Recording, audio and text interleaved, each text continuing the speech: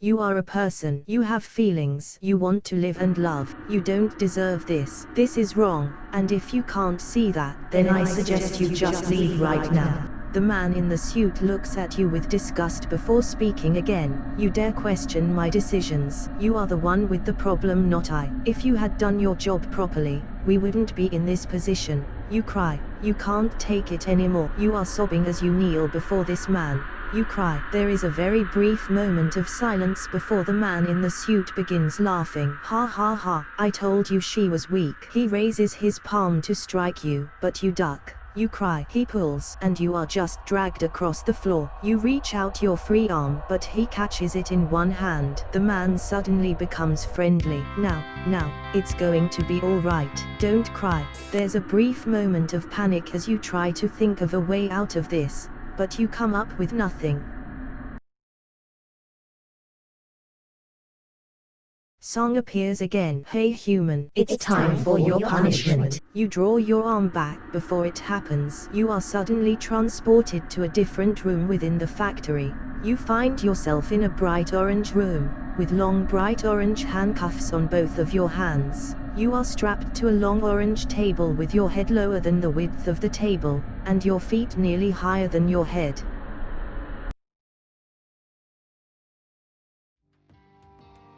You go to the jungle. You think to yourself, I'll make a jungle room. You see a bunch of small trees, a large tree house, a small river and an animal of some kind in a small pen. You become ape.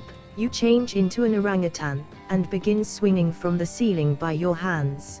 Suddenly, a large piece of wood is taken out from underneath you. You cry out, as you realize that this was not a good plan. You try to climb up the tree, but find that your hands are strapped to the table, and you are unable to do anything. You are sent crashing to the ground. Mr. Song appears. Good work, he says. You are a smart and strong orangutan. You are stuck as an ape for eternity, but then someone starts shooting at your head. You wake up, strapped to the table in the forest. A child is shooting at you with a large bow and arrow. You cry out. You teleport. You feel a sharp stinging pain in your arm, and you push the pain away. You are standing in an empty space, with the boy standing behind you.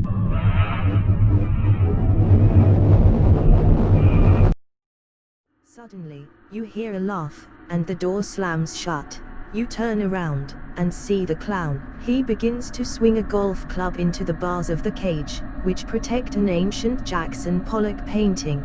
You cry out as he bashes the bars off, and the clown reveals Jackson Pollock's entire body. Suddenly, the clown kicks you in the stomach. You cry out, as he sends his foot right into your body, smashing it into the ground and shattering your spine. The host tells you to...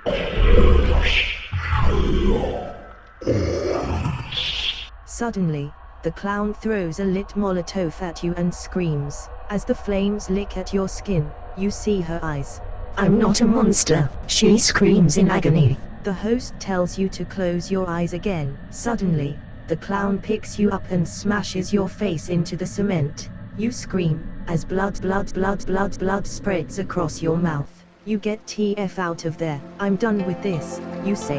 We're going to Canada. You begin to concentrate. Suddenly, your phone begins to ring. You curse, and answer the phone, as it's the host.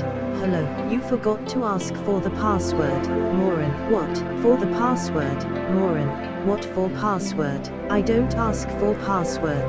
The host always let me in. For the website, you moron. If you want to see the girl, ask for the password. You pause. The host tells you it's because you're an one-ear-naut. What's an one-ear-naut? You ask. The girl suddenly pulls a gun from her pocket and points it at you. Holy, you say, taken aback. What do you want from me? You continue. I want the Wi-Fi password. And don't try to act so innocent. You're an axe murderer, aren't you? You've killed all those people on Facebook, right? Yes, I killed 7 people and injured 1. That one is you. You not call me. You arrive at what seems to be a large library. You're not sure where it is, exactly, but you're fairly certain you're in hell. Suddenly the temperature in the room skyrockets. You feel like you're about to burn up. You take a step back. Are you okay?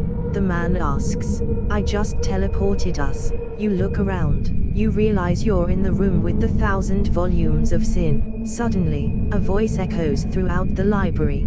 What are you two doing in there? I thought I heard something. It's just me. You throw a book at the wall. The book bounces off harmlessly, leaving you frustrated. Who the hell created this place? Then again, who the hell are you? You don't even know anymore. There's a picture hanging on the wall. It's of a Grim Reaper. Maybe this was a bad idea. You begin to head back to the hallway. What are you doing? A creepy voice whispers.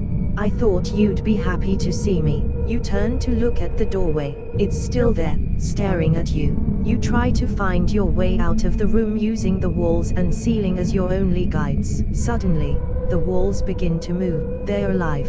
Then, they leap at you. You scream in terror as they rip your body apart. Welcome back, hero. You wake up in a coffin. You are strapped to a gurney, your body covered in bandages. Next to you is a half-eaten corpse. You look around. You go down the abandoned subway system below the streets of Memory Equity. You run into a dark and narrow tunnel. Suddenly, you feel a gust of wind. Hey, your hair is blown back. As you turn around, you see a man in a black suit and tie. His eyes are completely black, but his grin is ear to ear. I see you. You can't hide from me. You look up, as the man disappears. You run down the tunnel, but it begins bending and twisting out of shape. Soon, you can't even fit through it. Suddenly, the walls are replaced by solid white, as you find yourself in an underground station. You look around, panicking. The man is now sitting on a bench, smiling at you. The ground starts shaking, as the walls begin bending in and out of place. Lightning strikes the white walls, as you hear a low, dark voice. Close your eyes, little one. Song looks at you. You're never going to be able to pull off these crimes if you have a conscience. You raise an eyebrow, looking around. If you could, you'd punch the smiling psycho in the face right now. But you can't, of course, so you settle for poking him in the shoulder. What? Never mind. You turn your back to him, before he grabs your shoulder. Talk to me. You sigh, and give in. All right, but don't say I didn't warn you. You tell him everything. Your mother's ring, waddle dee, the entire plan. He just listens without saying much. So, it sounds like you've been talking to Shira all this time. That must really be bothering you. You nod eagerly. You can't trust a sociopath, bro. It's a basic rule. You nod eagerly again, but your brother stares at you, raising an eyebrow. Trouble sleeping?